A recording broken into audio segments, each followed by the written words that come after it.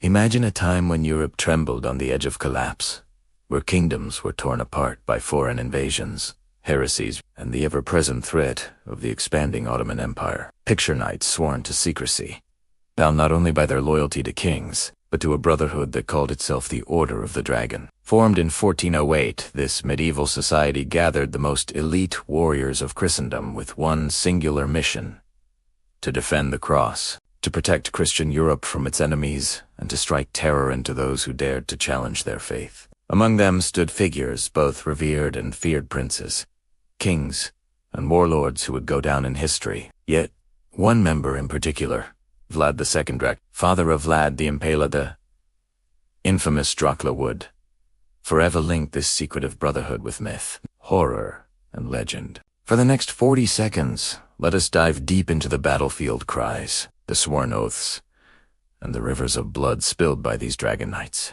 Because behind every legend, there is a reality far darker than fiction. And the Order of the Dragon is one of the most overlooked but terrifying societies of the medieval age. The Order of the Dragon was not born out of peace, it was forged in fire. Sigismund of Luxembourg, King of Hungary and later Holy Roman Emperor, established the order in December of 1408 as a direct response to the rising Ottoman threat. According to historian Kenneth M. Setton, in his work The Papacy and the Levant, the Turkish incursions into the Balkans were so relentless that Christendom itself seemed on the brink of being devoured. Sigismund realized that fragmented noble armies would never withstand the might of the Sultan's forces. He needed unity, loyalty, and above all, warriors who placed the survival of Christendom above their own crowns. Thus, he founded a knightly society modeled partly on earlier crusading orders, like the Templars and Hospitallers, but bound by stricter vows and by the ominous symbol of the dragon, an emblem of vigilance and ferocity. To understand the role of this order, we must picture the 5th-10th century battlefield, the clash of armored knights against the disciplined janissaries of the Ottoman Empire was unlike anything Europe had faced before. Historian John Julius Norwich notes in Byzantium, the decline and fall that the Ottomans represented not merely another enemy at the gates, but a new kind of warfare, an empire whose resources dwarfed those of any European king. The Order of the Dragon was, therefore, a desperate yet determined attempt to create a pan-European elite corps of warriors dedicated solely to the defense of the faith. Members included some of the most powerful rulers of the day: Sigismund himself, the Polish king Władysław, the second Jagiwa, and the princes of Serbia and Wallachia. These men were not just nobles sitting in gilded halls. They were leaders who had seen battle firsthand, and many bore the scars of Ottoman steel. One of the most pivotal members was Vlad II Dracul, ruler of Wallachia. Wasapita Dracul meant a dragon, directly referencing his induction into the order. As historian Elizabeth Miller explains in Dracula, sense and nonsense, Vlad's connection with the Order of the Dragon not only gave him political prestige, but also laid the symbolic foundation for his son's later association with dragons, demons, and the myth of Dracula.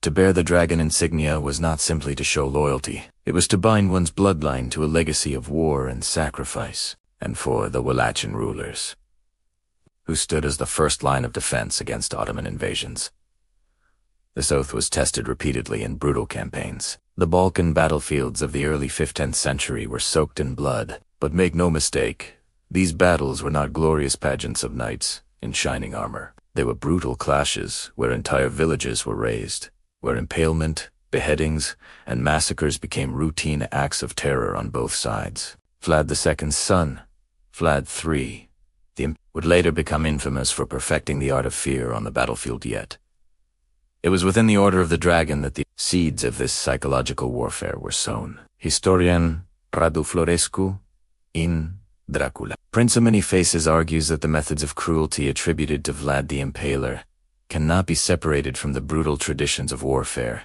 in which his father and the Order of the Dragon itself were immersed. To understand Dracula, one must first understand the Order. Before we dive deeper into the blood-soaked campaigns that shaped Dracula's legend, take a moment to subscribe to our channel. Here, history is not just dates and names, it's battles, oaths, and the truths behind the myths. If you're fascinated by the clash of medieval knights and the birth of legends, then make sure you don't miss the next chapter. Now, let's return to the battlefield.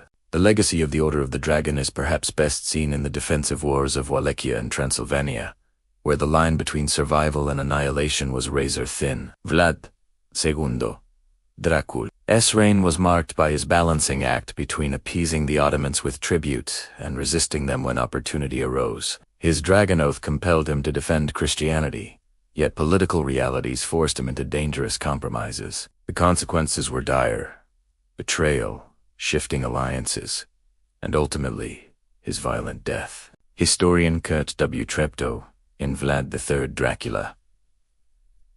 The life and times of the historical Dracula highlights how the oath to the Order of the Dragon, while noble in its conception, often placed rulers like Vlad Dracul in impossible situations, caught between an overwhelming Ottoman power and a disunited Christendom. The sons of Vlad, too, inherited not only his throne but his dragon legacy. Vlad III, known to history as the Impaler, turned that legacy into a weapon of terror. While his brutality is legendary, it is crucial to remember that his methods were born in a world where mercy meant weakness, and weakness meant annihilation. To impale an enemy, to leave forests of corpses along the roads, was not madness, it was calculated strategy. In the eyes of the Dragon Knights, such terror was a shield as powerful as any sword. Historian Raymond McNally noted that Vlad's cruelty was exaggerated by his enemies, but it also had roots in the ruthless traditions of the order his father once swore allegiance to. The dragon symbol was not a gentle guardian.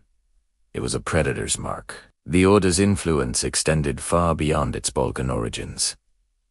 Its members carried the dragon emblem into the courts of Central Europe, where it became both a badge of prestige and a grim reminder of the ongoing war against the Ottoman Crescent. By the mid-10th century, however, the order began to decline. As Europe became more fragmented, and as dynastic disputes overshadowed the Ottoman threat, the unity that Sigismund had envisioned dissolved. Yet, its most famous member's son Vlad the Impaler ensured that the dragon would not fade into obscurity. Through him, the order became immortalized not in chivalric memory, but in legend, in nightmares, and in the creation of the Dracula myth. In the end, the Order of the Dragon is a reminder of a Europe caught between annihilation and survival, where men swore oaths of blood and fought battles that defined the fate of nations. It is the society that linked real medieval warfare with the myth of Dracula, not through fiction, but through the iron, fire, and blood of history itself. And so,